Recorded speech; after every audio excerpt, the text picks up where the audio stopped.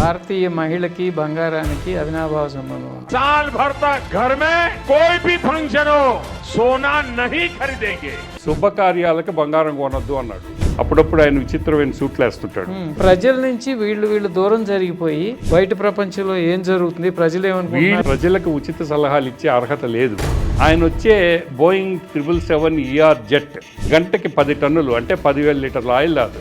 మతం కులం లేకోకుండా అసలు మన సమాజం మన జీవితాలు ఉన్నాయంటారా? మతమునికి రాజకీయానికి ఎప్పుడు సంబంధం ఉండదు. విజయ్ గెలిచాడంటే ఫస్ట్ క్రిస్టియన్ చీఫ్ మినిస్టర్ అని ప్రమాణ స్వీకారం చేసేటప్పుడు ఆయన మదర్ గాని విజయ్ గాని బొట్టు పెట్టుకొని వచ్చారు.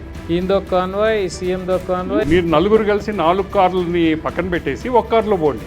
నువ్వు 150 కోట్ల మంది గౌరవాన్ని తాకట్టు పెట్టి నీకు ఒక్క సెకండ్ హోమ్ మినిస్టర్గా ఉండడానికి అర్హత ఉందా? పరమతాల్ని నేను ద్వేషిస్తాను అనే ధోరణిలో ఆయన ఉపన్యాసం చేసి అసలు సనాతన ధర్మం అంటే ఏందో తెలుసా నీకు?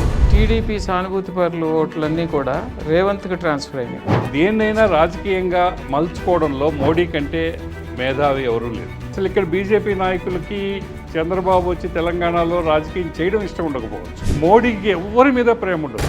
ఇదే చంద్రబాబుని పోలవరాన్ని ఏటీఎంగా మార్చుకున్నాడు అని చెప్పి ఎన్ని ఉపన్యాసాలు చేశాడు.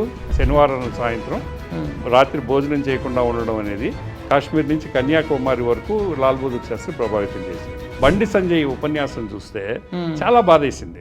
చాలా ప్రమాదకరమైన పరిస్థితుల్లోకి దేశాన్ని నెడుతున్నాడు మోడీ కానీ ఆయన భక్తులు కానీ.